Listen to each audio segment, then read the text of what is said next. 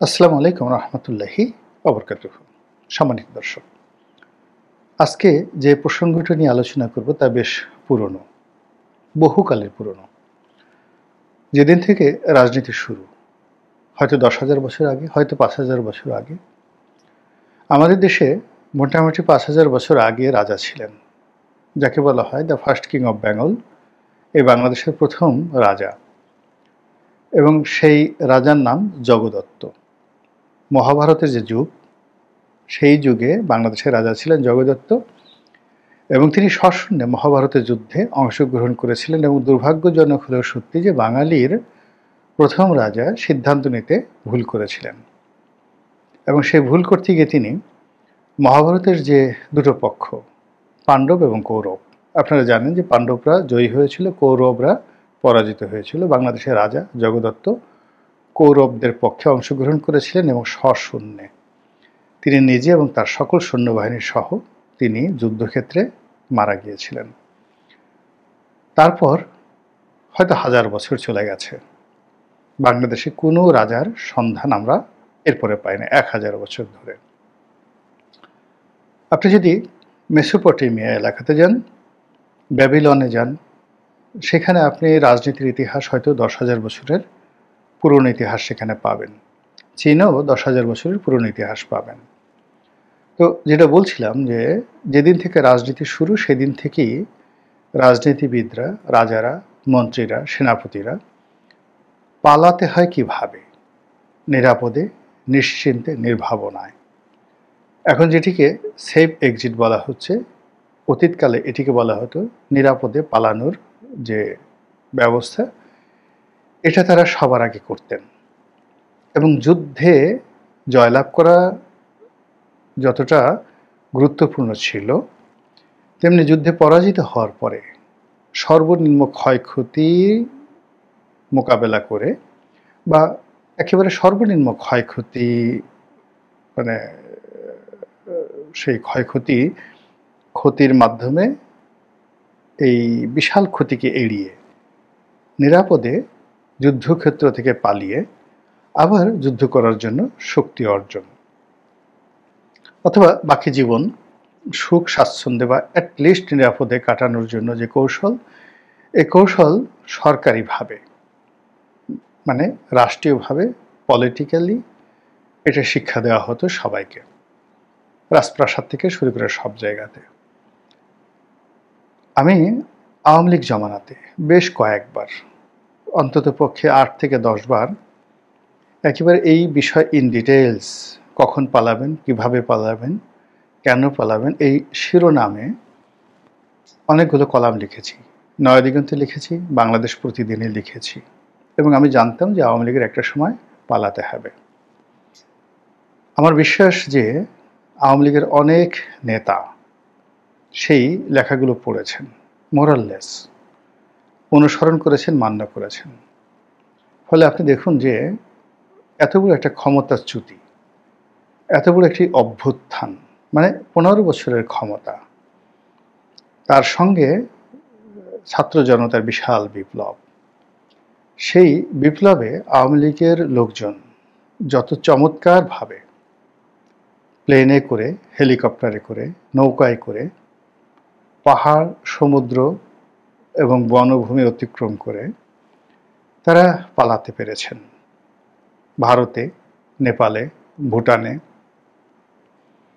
Singapore, Malaysia, Dubai, পৃথিবীর কোথায় না আছে আওয়ামী লীগের লোকজন এখন গিজ গিজ করছে। তো কাজেই পালানোর ব্যাপারে তাদের একটা বিরাট প্রস্তুতি ছিল, এবং সেই প্রস্তুতি তারা নিজের থেকে নিয়েছেন বা নেননি, কোথা থেকে প্রশিক্ষণ নিয়েছেন তা আমি বলতে পারি না। তবে 2014 সন থেকে আমি যে এই বিষয়ে আমার যে বক্তব্য, টেলিভিশন বা এই যে ইউটিউব চ্যানেল যে কয় বছর ধরে শুরু করেছি, অসংখ্যবার আমি এই কথাগুলো বলেছি, আর লিখেছি অন্তত পক্ষে 10টি, যেটাকে বলা হয় পোস্ট এডিটোরিয়াল, ভালো ভালো পত্রিকাতে। লক্ষ লক্ষ মানুষ সেই জিনিসগুলো পড়েছে। তো আজকেও সেই বিষয়গুলো নিয়ে আলোচনা করব। এই আলোচনার সঙ্গে বর্তমান যারা আছেন তাদের কোনো সংযোগ নেই, এটা একটা জেনারেল আলোচনা। আপনারা হয়তো বলতে পারেন যে এখন তো উপদেষ্টাদের সেফ এক্সিট নিয়ে কথা হচ্ছে। এক গ্রুপ বলছে তারা পালাবেন, আর এক গ্রুপ বলছেন আমরা কখনই পালাবো না, আমরা এই দেশেই থাকবো। একই কথা ওবায়দুল কাদের সাহেব বলেছেন, শেখ হাসিনাও বলেছেন। রাজনীতিবিদদের জন্য সবচেয়ে সুন্দর যাকে বলা হয় বিশেষণ, সেটি হলো তারা কথা দিয়ে কথা রাখেন না। আর রাজনীতিতে শেষ বলে কোনো কথা নেই। এখন যারা আছেন তারা যদিও রাজনীতিবিদ নন, কিন্তু যেহেতু তারা পলিটিক্যাল চেয়ারে বসেছেন, কাজেই তাদের পরিণতি এবং তাদের নিয়তি, তাদের কর্মকাণ্ড সব কিছুই পলিটিশিয়ানদের মতোই হবে। তো সেই দিক থেকে অন্য যারা লোকজন আছেন আমাদের দেশে, তারা কথায় কথায় বলার চেষ্টা করছেন যে এরা পালিয়ে যাবে, এরা সেফ এক্সিট খুলছে। এর গ্রুপ বলছেন যে কোনো সেফ এক্সিট হবে না, তাদের সেফ এক্সিট একমাত্র মৃত্যু। মানে তাদেরকে ভালো নির্বাচন দিতে হবে, সুন্দর শান্তিপূর্ণভাবে ক্ষমতা হস্তান্তর করতে হবে, কিন্তু তারা যদি পালাতে যায় তাহলে মৃত্যু ছাড়া তাদের আর কোনো সেফ এক্সিট নেই। এই কথা মানে সার্জিস সাহেবের মতো একেবারে প্রথম সারির যারা এনসিপি নেতা, যারা মাস্টার মাইন্ড আন্দোলনের, যারা বর্তমান সরকারের নিয়োগকর্তা এবং বলতে গেলে সরকারের মালিক, মালিকুল মুলক, নাউজুবিল্লাহ মিন জালিক, মালিকুল মুলক বলতে আল্লাহকে বোঝায়। মানে এই যে বর্তমান যে রাজত্ব চলছে, এই রাজত্বের পৃথিবীর যে তথাকথিত মালিক, সেই তথাকথিত মালিক হিসেবে যাদেরকে মনে করা হয় তারা এই ছাত্র সমন্বয়ক যারা আছেন, তাদের প্রধান নেতা সার্জিস, তিনি স্পষ্টই বলেছেন যে কোনো সেফ এক্সিট হবে না। আবার যারা উপদেষ্টা রয়েছেন তাদের মধ্যে সিনিয়র যারা উপদেষ্টা রয়েছেন, জুনিয়র, প্রায় সবাই এটা প্রতিক্রিয়া মানে দেখিয়েছেন। জনাব নাহিদ আলম, নাহিদ ইসলাম, যিনি এনসিপির সভাপতি, তিনি যখন বললেন যে অনেক উপদেষ্টার ব্যবহারে আমরা অসন্তুষ্ট, অনেকে আমাদের সঙ্গে প্রতারণা করেছেন, অনেকে সম্পদের পাহাড় গড়েছেন এবং তারা সেফ এক্সিটের জন্য প্রাণান্ত চেষ্টা করছেন। এবং এই সেফ এক্সিট বলতে কি বোঝায়, সোজা বাংলায় পালানোর চেষ্টা করছেন। আর পালানোর জন্য চোর পুলিশ খেলা, মানে আপনি যদি নিরাপদে পালাতে চান পুলিশের সঙ্গে আপনার খাতির থাকতে হবে, তারপর যারা পালানোর পথে বাসিন্দা আছে তাদের সঙ্গে আপনার খাতির থাকতে হবে, আদারওয়াইজ আপনি পালাতে পারবেন না। তো সেই অর্থে যারা সেফ এক্সিট নিতে চান তারা অনেকের সঙ্গে সংযোগ স্থাপন করছেন, যোগাযোগ করছেন, নতজানু হচ্ছেন এবং সরকারের 12টা বাজাচ্ছেন। এরকমই নাহিদ ইসলাম বোঝাতে চেয়েছেন, যার প্রতিক্রিয়াতে নাহিদ ইসলামের দলের অন্য যারা নেতা তারা বলছেন যে না, এসব সেফ এক্সিট হবে না, সেফ এক্সিট বলতে একমাত্র মৃত্যু ছাড়া এখানে অন্য কোনো সেফ এক্সিট নেই। আর এটা শুনে যাকে বলা হয় রেজওয়ানা, সৈয়দা রেজওয়ানা হাসান, তিনি বেশ প্রতিক্রিয়া দেখিয়েছেন। তিনি বলার চেষ্টা করেছেন যে আমি এই দেশ ছেড়ে যাব না, আমি এই দেশেই থাকবো, আমি পালাবো না, বা অথবা আমি কোনো সেফ এক্সিট নেব না। ভালো কথা। তিনি আরও চ্যালেঞ্জ জানিয়েছেন নাহিদ ইসলামকে যে আপনাকে বলতে হবে, আর নাহিদ ইসলাম বলুন যে কোন কোন উপদেষ্টা সেফ এক্সিট নিতে চাচ্ছেন। এতে গেল রেজওয়ানার কথা। আরেকজন ভদ্রলোক যাকে আমি খুব শ্রদ্ধা করি, ফজলুল কবির খান, যিনি যোগাযোগ উপদেষ্টা বা জ্বালানি উপদেষ্টা, তার বয়স নাকি এখন 72 বা 73 বছর, তিনি স্বীকার করেছেন। এবং এই সরকারে যে কজন ব্যক্তি রয়েছেন সততার দিক থেকে, কর্মদক্ষতার দিক থেকে একেবারে প্রথম সারির যিনি আছেন তিনি এই ফজলুল কবির খান।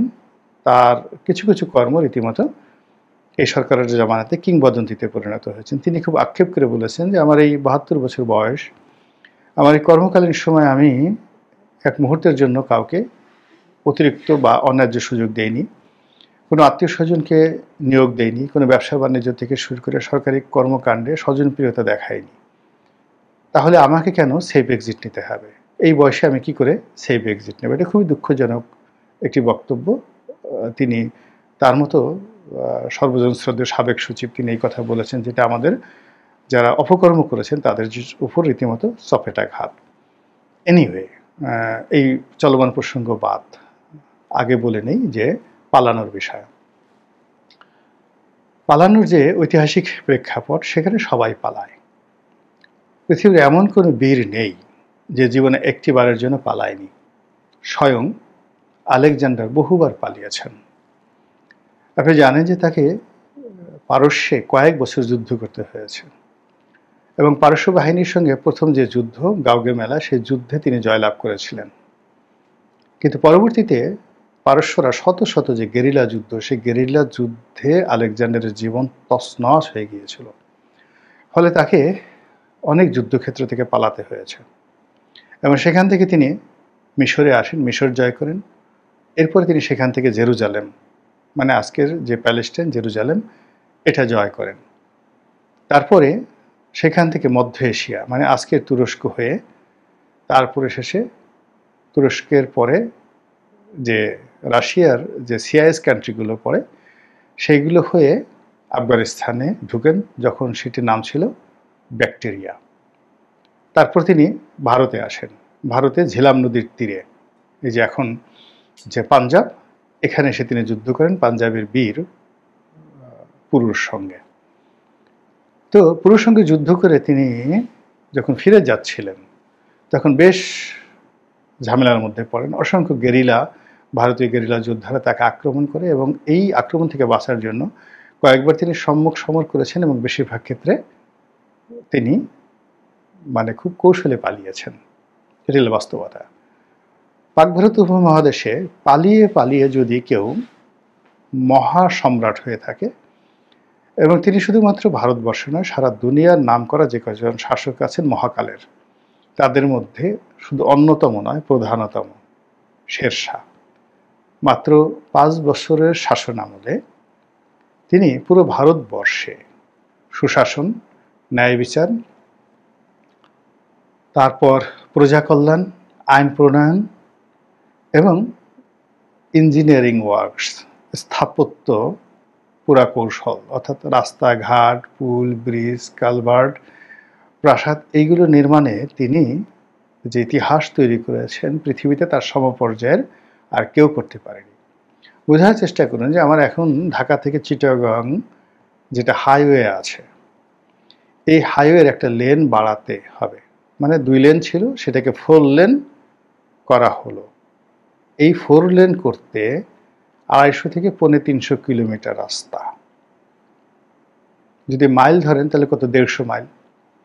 এই 150 মাইল রাস্তা তৈরি করতে 10 থেকে 12 বছর সময় লেগেছে, তারপরও এখনো পরিপূর্ণভাবে কমপ্লিট করা যায়নি, আরও বেশি সময় লেগেছে। অর্থাৎ আমরা আওয়ামী লীগ যখন 2009 সনে আসে, তখন এই প্রকল্পটা শুরু হয়, 4 লেনের কাজ। তো এটা শেষ হয়নি এখনো পর্যন্ত, এই গত 15 বছরও শেষ হয়নি। তো সেখানে সোনারগাঁ থেকে সিন্ধুনদ পর্যন্ত 2500 মাইল, 2500 মাইল যদি ধরেন 1.6, তাহলে প্রায় 4500 কিলোমিটার যে রাস্তা, গ্র্যান্ড ট্রাঙ্ক রোড, মাত্র 3 থেকে 3.5 বছরে তিনি নির্মাণ করেছিলেন। প্রতি 1 ক্রোশ পরপর একটা পোস্ট অফিস ছিল, একটা সরাইখানা ছিল, মানে একটা হোটেল ছিল, থাকার যেত, ওখানে একটা থানা ছিল, একটা চৌকিদার ছিল, ফৌজদার ছিল, ওখানে ঘোড়া অদল বদল করা যেত প্রতি 1 ক্রোশ পরপর। এবং এই যে 2500 কিলোমিটার রাস্তা, মাইল, 2500 মাইল রাস্তা, এই রাস্তাটা এতটা নিরাপদ ছিল, রাজ্যের সব অংশে নিরাপদ ছিল, কিন্তু এই রাস্তার কোনো একটা জায়গাতে যদি আপনি 1 বস্তা স্বর্ণ মুদ্রা ফেলে যেতেন দুর্গম এলাকাতে, 1 বছর পরে এসে সেটা অক্ষত অবস্থায় পাওয়া যেত। তো এই যে লোকটি জনাব শেরশাহ, তার জীবনটা শুরু হয়েছে পালানো দিয়ে। একেবারে শৈশব থেকে দিল্লির মসনদে বসা পর্যন্ত এবং মৃত্যু পর্যন্ত তিনি যুদ্ধে জয়লাভ করার যে কৌশলগুলো অর্জন করেছিলেন, সেই কৌশলের চাইতে পালানোর কৌশলে তিনি ছিলেন অসাধারণ। এবং তিনি পালিয়ে পালিয়ে তার প্রতিপক্ষকে দুর্বল করে ফেলেছেন এবং তার পিছনে জাস্ট ঝটিক আক্রমণ করেছেন, তারপর পালিয়ে গেছেন এবং তার পিছনে ছুটতে ছুটতে তার প্রতিপক্ষরা তাদের সামরিক শক্তি যখন ক্ষয় করে ফেলেছে, তখন তিনি কাউন্টার আক্রমণ করেছেন। এই গেল যুদ্ধক্ষেত্রে পালানোর। এখন আওয়ামী লীগ যুদ্ধক্ষেত্র থেকে পালিয়ে গেছে নাকি আমরা তাদেরকে তাড়িয়ে দিয়েছি, সেটা পরের ব্যাপার, আমি শেরশাহের সঙ্গে তুলনা করব না। আর একজন পালিয়ে অসাধারণভাবে আবার ফিরে এসেছেন এবং একটা ডাইনেস্টি প্রতিষ্ঠা করেছেন, তিনি হলেন সম্রাট হুমায়ুন। তিনি রাজ্য হারিয়েছিলেন শেরশাহের নিকট পরাজিত হয়ে, এবং তিনি পালাইয়েছেন। তিনিও পালানোর ক্ষেত্রে মহা উস্তাদ ছিলেন। যে কয়বারই শেরশাহের সঙ্গে পরাজিত হয়েছেন, পালিয়েছেন, ভাইদের সঙ্গে যুদ্ধ হয়েছে, পালিয়েছেন। দিল্লিতে যুদ্ধ হয়েছে, পালিয়েছেন। পাকিস্তানে আমরকোটে যুদ্ধ হয়েছে, পালিয়েছেন। অন্তত তিনি যদি জীবনে ২০০ যুদ্ধ করেছেন, ২০০ যুদ্ধের মধ্যে ২৫০ যুদ্ধ থেকেই তিনি অসাধারণ নৈপুণ্যের সঙ্গে পালিয়েছেন দেশের ভিতরে, এবং সর্বশেষে পালিয়ে তিনি এক্সাইল করে পারস্যে ছিলেন, এবং সেই পারস্য থেকে ফিরে এসে তিনি দিল্লির সিংহাসন উদ্ধার করেছিলেন। কাজেই পালানো একটা আর্ট, অসাধারণ একটা আর্ট। যুদ্ধক্ষেত্র থেকে পালিয়ে আবার ফিরে এসে মহানায়ক হয়ে গেছেন। এদের মধ্যে জুলিয়াস সিজার আছেন, মার্ক অ্যান্টনিও আছেন, এবং পৃথিবীর সর্বকালের সেরা বীর হান্নিবাল বার্কা। প্রায় ২০ বছর তিনি পালিয়েছিলেন ক্ষমতা হারিয়ে। এইরকম পালানোর ইতিহাস। তো কাজেই এখন যাদের বিরুদ্ধে পালানোর কথা বলা হচ্ছে বা যাদের সম্পর্কে পালানোর কথা বলছে, এটা অসম্মানের কিছু নয়। সবাইকেই পালাতে হয়। ক্ষমতা এমন একটা জিনিস, এটা ভালো করলেও পালাতে হয়, মন্দ করলেও পালাতে হয়, তারপরে যে কোনো সময় আপনাকে পালাতে হয়। এই পালানোর যে কাজটি, প্রক্রিয়াটি অসাধারণভাবে শিবাজী রাও করতে পেরেছিলেন। আওরঙ্গজেবের মতো শাসক ৫০টি বছর ধরে আওরঙ্গজেবের জীবনকে তছনছ করে দিয়েছিলেন তিনি। তো সেই শিবাজী রাও দেখেন এখন ভারতে আওরঙ্গজেবের নাম যেভাবে উচ্চারিত হয়, হিন্দুদের মধ্যে শিবাজীর নামও উচ্চারিত হয়, কিন্তু তার জীবনের 99% যে যুদ্ধ বা যা কিছু, পুরোটাই তিনি যুদ্ধক্ষেত্র থেকে পালিয়ে গেছেন, প্রচণ্ডভাবে পালিয়ে গেছেন। এগুলো যুদ্ধক্ষেত্রে পালানো। অন্যদিকে আপনি ঘুমিয়ে আছেন, প্রাসাদে সুন্দরভাবে ঘুমিয়ে আছেন, সেটা গণভবন বলেন, যমুনা বলেন, বঙ্গভবন বলেন।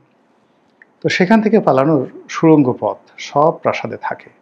এটা এটা যাকে বলা হয় ইঞ্জিনিয়ারিং। পৃথিবীর এমন কোনো রাজপ্রাসাদ নেই, ইনক্লুডিং হোয়াইট হাউস, ইনক্লুডিং এলিসি প্রাসাদ, বাকিংহাম প্যালেস, আমাদের সংসদ ভবন, আমাদের বঙ্গভবন, আমাদের গণভবন, সব জায়গাতেই প্রথমত পালানোর জন্য মাটির নিচে ঘর আছে, বাংকার আছে। আবার সে বাংকার দিয়ে নিরাপদ দূরত্বে গিয়ে চলে যাওয়ার জন্য সুড়ঙ্গ আছে সব জায়গাতেই। এবং এটা এতটা সিক্রেট যে রাজনীতিবিদদের কাছে খবর থাকে না, তারপর প্রেসিডেন্ট প্রধানমন্ত্রীর কাছে খবর থাকে না। এটা কেবলই মাত্র সিক্রেট সার্ভিস জানে, সেনাবাহিনী জানে, এবং যারা এই রাজপুরুষদেরকে নিরাপত্তা দেন তাদের কাছে এই ডিজাইনটা শুধু থাকে। এবং এটা এতটা সিক্রেট যেটি ইচ্ছে করলে দেশের কোনো সুপ্রিম কোর্ট এই নকশা চাইতে পারে না, তার কাছে এই নকশা নেই। এটা কেবলই মাত্র সিক্রেট সার্ভিসের কাছে থাকে। তো যখন এরকম পরিস্থিতি হয়, দেখা গেল সুড়ঙ্গ দিয়ে পালানো লাগতে পারে বা পালানোর মতো ঘটনা ঘটে। এই যে লক্ষণ সেন নদিয়া থেকে পালিয়ে এলেন ইখতিয়ারউদ্দিন মোহাম্মদ বিন বখতিয়ার খলজির জমানাতে, তাহলে চিন্তা করুন, আপনারা যারা বড় বড় রাজপ্রাসাদে গিয়েছেন, তো লক্ষণ সেনের যে নদিয়াতে যে রাজপ্রাসাদটা, এটা হয়তো ৩-৪ বর্গ কিলোমিটার এলাকা নিয়েছিল, বিশাল রাজপ্রাসাদ। তো এত বড় রাজপ্রাসাদের একেবারে খাস কামরায় তিনি যখন খাচ্ছিলেন, সেখান থেকে যখন তাকে সেই পালানোর জন্য বলা হলো, সেই সুড়ঙ্গ পথ তাকে নদী পথে